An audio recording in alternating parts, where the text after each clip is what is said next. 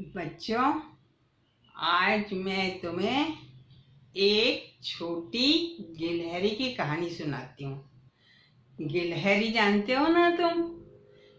छोटी सी होती है और बाहर पार्क वगैरह में सब जगह एकदम दौड़ती रहती है खूब तेजी से। तो उस गिलहरी की कहानी सुनाती हूँ। और वो गिलहरी मित्र भी बन जाती है कई बार। कहते हैं वो बड़ी समझदार होती है। चाचा नेहरू थे ना अपने पहले प्रधानमंत्री अपने देश के। तो जब वो अंग्रेजों ने उनको नैनी जेल के अंदर ऐसे रखा हुआ था, तो तब कुछ गिलहरियां उनकी मित्र बन गई थी। उन्होंने अपनी किताब में लिखा है। तो उस गिलहरी की कहानी मैं आज तुम्हें सुनाती हूँ। ये रामायण के समय की एक लोक कथा है। तो जब हनुमान जी सीता जी का पता लगा के खोज करके कि रावण ने उनको लंका में रखा हुआ है अशोक वाटिका में, जब लौट के आ गए, राम जी को बता दिया, तो सबने मिलकर के फिर सलाह की और उन्होंने सोचा कि अब सीता जी को छुड़ाना है। तो उसके लिए रावण से लड़ाई करनी पड़ेगी, हमला करना पड़ेगा और सीता जी को छुड़ा के लाना पड़ेगा।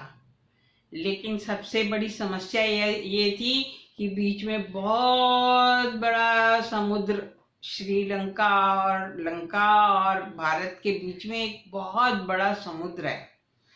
तो फिर उसको पार करके सेना कैसे जाएगी? तो ये बहुत बड़ी समस्या थी। तो इसके ऊपर बहुत सोच विचार किया गया। तो रामचंद्र जी ने समुद्र के देवता वरुण होते हैं, देवता जो होते हैं, उनको बुलाया और उनसे सलाह मांगी। तो उन समुद्र देवता ने ये सलाह दी कि राम जी, आपकी ये वानर सेना है, इसमें 2 वानर हैं, दोनों भाई हैं। एक का नाम है नल, एक का नाम है नील। तो उन दोनों को ये वरदान प्राप्त है कि अगर वो पत्थरों को उठा करके और उनके ऊपर अपना नाम, आपका नाम लिख के, यानी श्री राम का नाम लिख करके और पानी में डालेंगे, तो वो पत्थर पानी में डूबेंगे नहीं, तैरते रहेंगे। नहीं तो भारी चीज तो पानी में डालो ना तो एकदम डूब जाती है, नीचे चली जाती है। लेकिन उन्होंने कहा कि आप ऐसा करिए कि उनको, नल और नील को बुलाइए और उनसे इसमें समुद्र में वो पत्थर डलवाइए। तो फिर आप पुल बनाइए यहाँ से लेकर के और श्रीलंका तक, और फिर रावण के ऊपर चढ़ाई करके और सीता जी को छुड़ा के ले आइए। तो रामचंद्र जी ने कहा ठीक है। फिर नल नील को बुलाया, उनको समझाया और सारी वानर सेना भी फिर उनके साथ में शामिल हो गई। तो वो नल और नील बड़े बलवान भी थे। तो उन्होंने खूब बड़े बड़े पत्थरों पे जय श्री राम लिख करके सारी वानर सेना को इकट्ठी करके, और वो पत्थर जो थे समुद्र में बड़े बड़े पत्थर डाले। और पत्थर डालने से फिर वो क्या कहते हैं, उसके लिए पुल बनाने के लिए वो तैयार होने लगी, जमीन जैसी तैयार होने लगी। रामचंद्र जी एक शिला पे बैठे हुए ये कार्य देखते रहते थे। तो उन्होंने एक दिन देखा कि एक गिलहरी है, वो बार बार वहां पर आ रही है। वो गिलहरी एक पेड़ पे रहती थी और उस गिलहरी ने हनुमान जी से पूछा कि यहाँ पर सारे बानर मिलकर के क्या काम कर रहे हैं? मैं सारा दिन देखती हूँ कि ये लोग इतना काम करते हैं। तो हनुमान जी ने सारी बात बताई कि भाई ऐसे वो रावण है, लंका का राजा, और वो सीता जी को चुरा के ले गया है। रामचंद्र जी की वो पत्नी है सीता जी।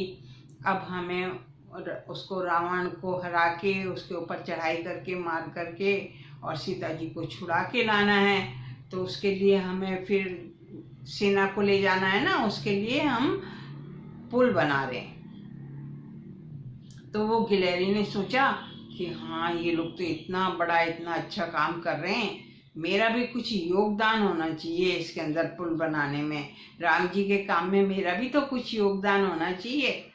तो उसने क्या किया कि वो क्या करती, पहले जाती समुद्र के पास जाती, गीली हो जाती, फिर समुद्र की रेत के अंदर ऐसे लोटपोट होती और अपने शरीर के ऊपर वो रेत को चिपका लेती।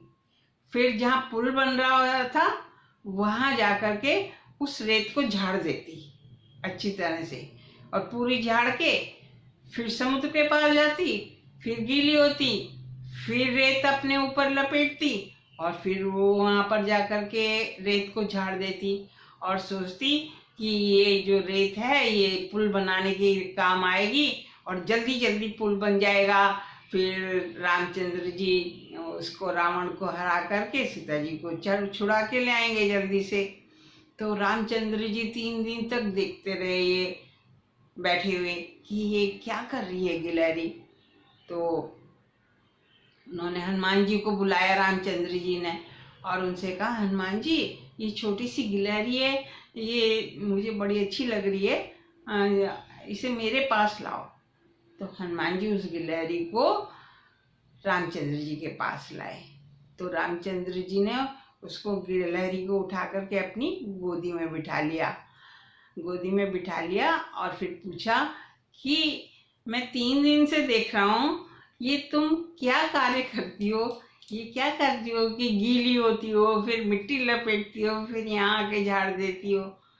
तो फिर गिलहरी बोली कि महाराज राम जी, मैंने सुना है कि रावण सीता जी को लेकर के चला गया है चुरा करके और उसने वहाँ रखा हुआ है, और इसलिए आप ये पुल बना रहे हो कि उनको छुड़ा करके लाओगे उनके अपनी सेना को ले जा करके। तो मैं चाहती हूँ कि ये पुल जो है जल्दी से बन के तैयार हो जाए, तो इसको बनाने के लिए मैं ये रेत लाती हूँ जिससे कि पुल जल्दी से बन जाएगा और फिर सीता जी को आप बहुत जल्दी से छुड़ा के ले आओगे।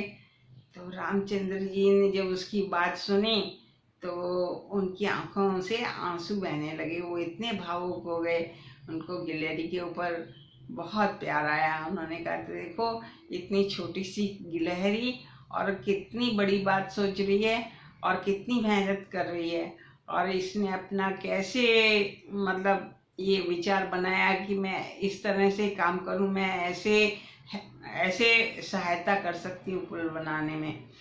तो उन्होंने अपनी गोदी में बिठा रखा था, तो फिर उसके पीठ के ऊपर ऐसे हाथ फेरा और उसको आशीर्वाद दिया और उसको कहा कि नन्ही गिलहरी तुम बहुत प्यारी हो और तुम्हारी बहुत पीढ़ियों तक, जब तक तुम इस पृथ्वी पर रहोगी, सब तुम्हारे इस अच्छे कार्य को हमेशा याद रखेंगे और मेरा आशीर्वाद सदैव तुम्हारे साथ रहेगा।